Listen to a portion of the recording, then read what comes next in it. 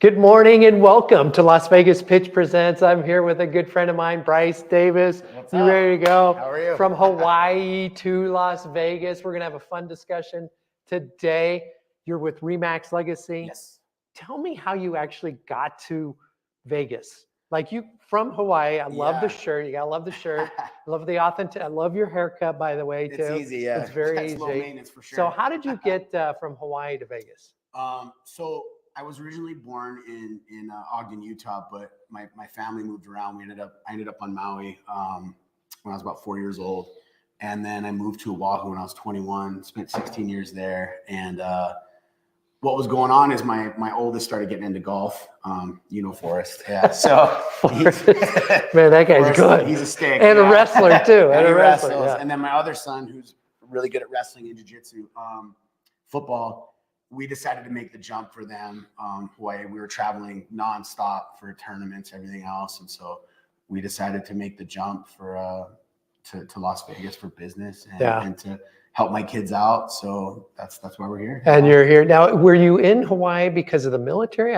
You mentioned something about your mom, right? Yeah, both my parents are military, but my dad actually went there to do some restaurant stuff, and then ended up working for one of the hotels, and that's how we ended up on Maui. And that's it, because my daughter just went there actually got stationed there with the Navy, right? so she's right there at Pearl Harbor. So, right on. anyways, so you got to Vegas, Yep. and I know you've been doing real estate for a long time, and you started the real estate here in Las Vegas. So tell me how that has grown for you, because you're killing it right now.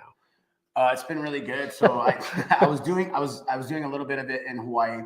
My wife actually has been doing real estate for like 12 years.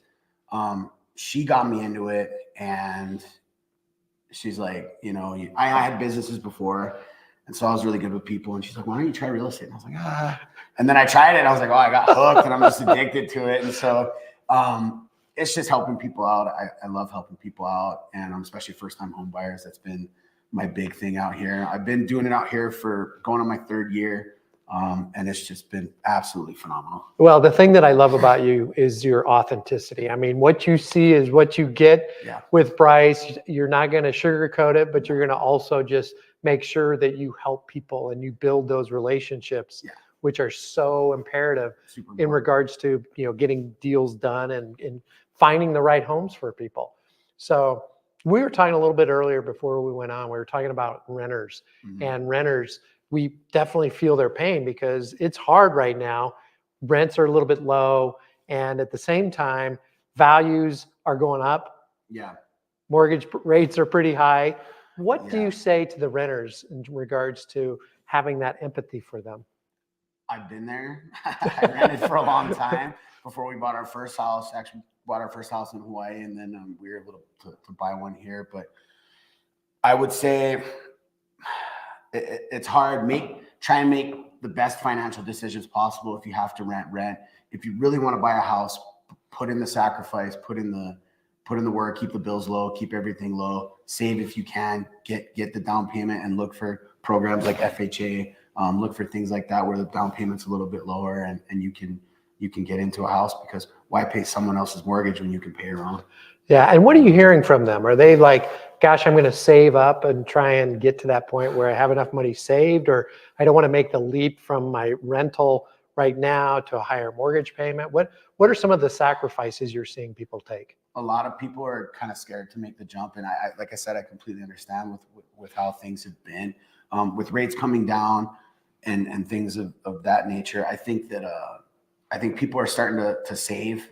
They're starting to save more, spend less. If you don't need certain things, don't do it, right? If you're trying to get the house, sacrifice and do that for the house. So that's the stuff I'm seeing, and that's where I'm at. There's a new program out there that we actually offer. It's called the Home Run, and it is a 3% down program that eliminates mortgage insurance, and it's for low to moderate income housing, but there's no income limitation. So it's a pretty good situation to try and really get into a house, keep your mortgage payment a little bit lower. So that might be another program that's out there in addition to the FHA. That's a good one for sure. So now I know you have this this warmth in your heart for first time home buyers. I do. Right? I can just see you smiling right now. You're like, I love working with them. Why is it that you have this affinity for the first time home buyer? Because I remember when I got my keys the first time, and I was super happy. Celebrate. No more rent. I'm not paying, in Hawaii, it's crazy. I was paying like $4,000 a month in rent. It was crazy. Right. And $4,000 a month. $4,000 a month in Hawaii. The electric bill is almost $1,000. Let's just put it that way. I'm glad I'm in Vegas. Yeah. So, the first deal that I did here was a first time home buyer, and they were so stoked. They were so happy to get those keys.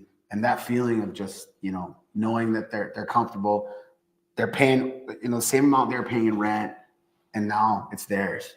Right. It's fun to give them the keys, right? It's fun to give them the keys. It's fun to see them. It's fun to keep up with them and see what they've done to the house and what they're doing to the house. I'm actually doing right now, I do a lot of referral based. I have one, he's going to rent out his first property. He finally moved up in his job and moved up in his career that he can.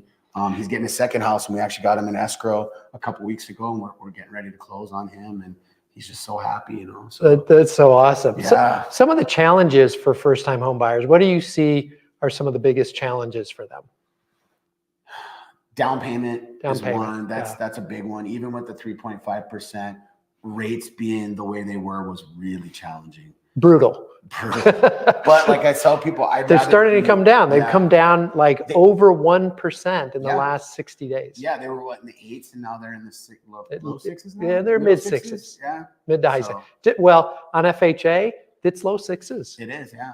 So, I mean, that's the big challenge, and rates were the big challenge. Down payment was a challenge. And then, honestly, even with the rates, Vegas still had low inventory. Yeah. So finding a house was still a challenge. It's supply, right? The supply is really tough. Vegas is crazy. I equate it to Hawaii and California. It's so, there's hardly any inventory and stuff moves.